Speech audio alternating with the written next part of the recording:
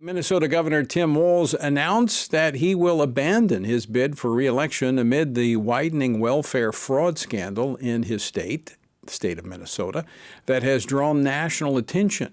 Now, later this week, the House Oversight and Government Reform Committee will hold the first of two hearings on the scandal. Now, federal prosecutors estimate the fraud could top $9 billion in taxpayer money.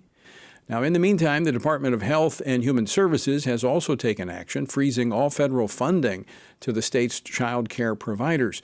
Join me now to discuss this, Assistant Secretary for Family Support, Dr. Alex Adams, who leads the Administration for Children and Families at the U.S. Department of Health and Human Services. Assistant Secretary Adams, thanks so much for joining us today. Appreciate you being with us. Thanks for having me.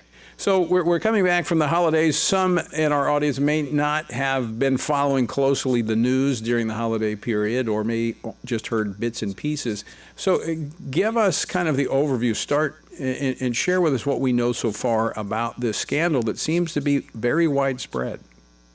Yeah, well, as you said, fraud is rampant in Minnesota. A prosecutor has estimated that the total fraud across multiple different programs is $9 billion. One of the programs implicated is the Child Care Development Fund, which my agency, the Administration for Children and Families, oversees. Around the holidays, a video was posted on social media going to different daycare facilities, finding that there were very few, if any, children there, alleging some to be false storefronts. Unfortunately, those allegations align well with past reports. Just this past May, HHS's Inspector General had issued a report questioning the attendance records practices in Minnesota, suggesting that it was leading to overpayment.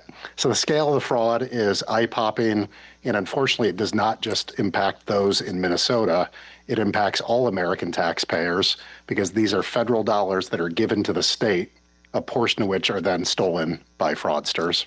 You know, Assistant Secretary, when I look at this, there's a couple of questions that come to mind. Number one, it's so widespread, it can't be isolated. It has to be coordinated. It's almost as someone has to be driving this. It doesn't just happen.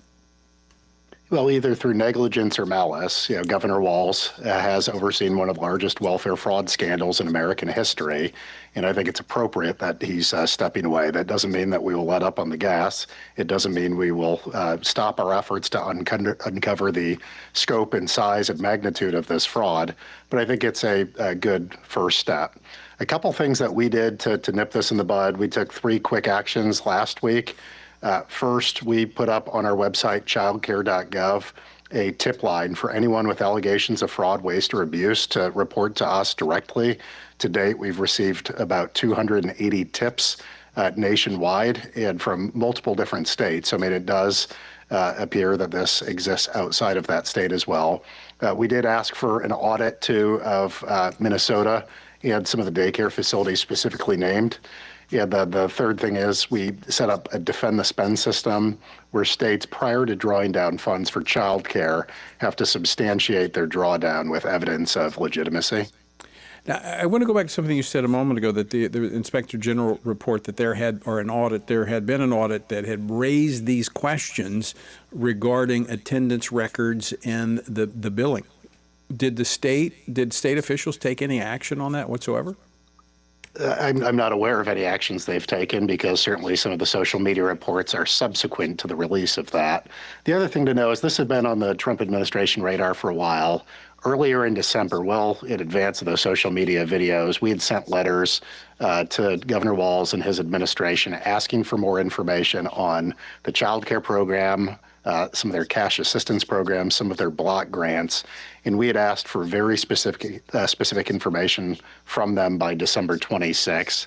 Unfortunately, they did not provide a substantive response. They asked for a delay into this month.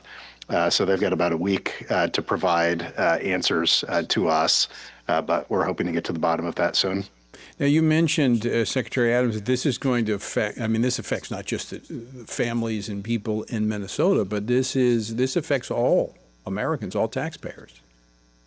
Yeah, just as one example, in this child care program, American taxpayers send $185 million out each year to the state of Minnesota, and Minnesota is supposed to administer that with fidelity, and they're supposed to, in the child care program, get it to families in need, families who are working, who would not be able to join the workforce but for having child care support. And every dollar stolen by one of these fraudsters is taken from the pocket of children and families. Certainly, one of the things we've said is fraud does not occur in a vacuum. The policies from Washington can either enable it or impede it. And unfortunately, what we saw during the Biden-Harris administration is a lot of the policies that were adopted in Washington made fraud easier.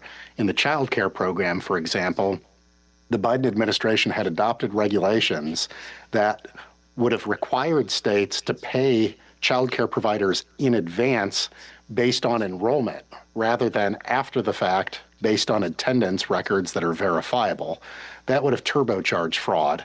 So in addition to those actions that we took last week, the Trump administration today published a proposed rule to eliminate those Biden-era provisions. And we're trying to get these programs back on the right path, which is to help the children and families for whom Congress intended. We just have about a minute and a half left, but when you look back during COVID, where there was just this infusion of cash into the states, and now, of course, part of the fraud in being uncovered here is connected to the COVID era funding. But is it not also an issue of scale when the government is sending so much money, creating so many social programs, that it's just hard to keep track of it? Yeah, well, Tony, I think the best way I've heard it described is the Biden administration with ARPA and some of their pandemic era funds essentially sent the bricks truck full of cash out to the states and sent the security home. So, I think, as the president has said, we've only seen the tip of the iceberg so far, but Americans can have confidence that we're going to uncover the size and magnitude of this, and we're going to do everything we can to return those dollars back to hardworking Americans. Well, we appreciate what the Trump administration is doing and appreciate you joining us today to give us the latest on what's happening as it pertains to families and children in Minnesota and elsewhere. Assistant Secretary Adams, thanks for your time today. Thanks for having me.